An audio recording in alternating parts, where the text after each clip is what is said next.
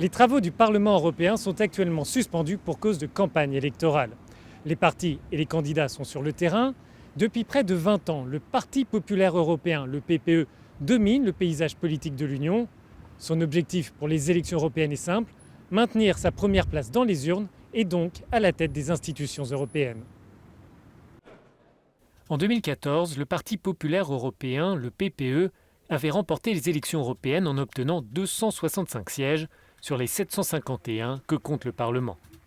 Cette position de force avait alors permis à la tête de liste de la formation, Jean-Claude Juncker, de prendre la présidence de la Commission européenne. Cette année encore, le dirigeant du groupe au Parlement, Manfred Weber, semble en bonne position pour prendre le poste, à condition de remporter le scrutin. Nous ressentons tout d'abord un sentiment d'unité au sein du PPE sur un projet clair concernant l'avenir de ce continent. Et c'est pourquoi je veux tout d'abord souligner, ce n'est pas le succès d'un individu, c'est notre succès en tant que force moteur en Europe. Nous avons un projet clair pour l'avenir de ce continent, c'est la différence du PPE, c'est le succès du PPE. Les chrétiens démocrates allemands ont remporté en 2014 un tiers des sièges accordés à l'Allemagne. Avec 20 députés, les Républicains, la délégation française est la troisième force au sein du groupe. Le PPE avait aussi comptabilisé des succès en Pologne, au Portugal et en Hongrie.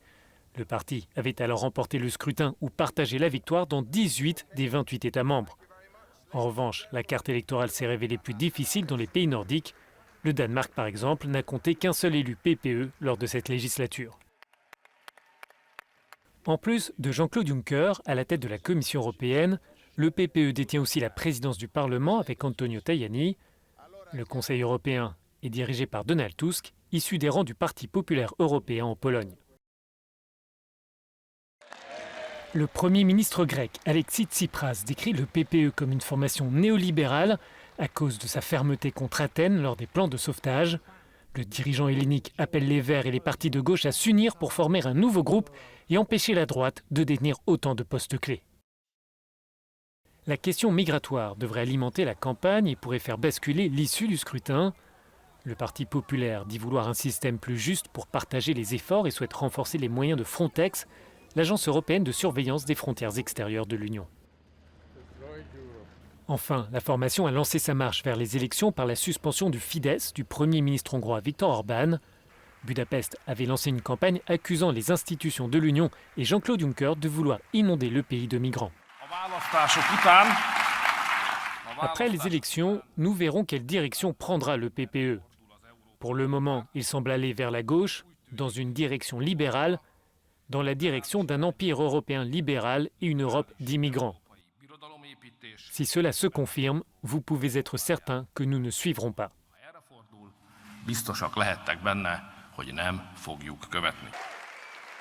Les sondages prédisent la première place au Parti populaire européen après les élections du mois de mai. Son maintien à la tête des trois institutions de l'Union dépendra de la capacité des autres groupes politiques à se rassembler. Passons maintenant au reste de l'actualité européenne. Une escalade des tensions commerciales serait plus dommageable pour les États-Unis que pour ses rivaux économiques, selon une analyse publiée par la Banque centrale européenne. D'après la BCE, l'impact d'une hausse des taxes américaines sur les voitures européennes aurait un impact limité sur la monnaie unique. Cette menace agitée par Washington plane sur l'Union européenne depuis près d'un an. La tête de liste de la droite européenne propose de stopper le projet de gazoduc Nord Stream 2. S'il est élu président de la Commission, Manfred Weber envisage d'employer tous les moyens légaux pour suspendre ce programme qui doit approvisionner directement l'Allemagne en gaz russe. Le candidat fait valoir que Nord Stream 2 ne sert pas les intérêts de l'Union car il renforcerait la dépendance énergétique européenne vis-à-vis de la Russie.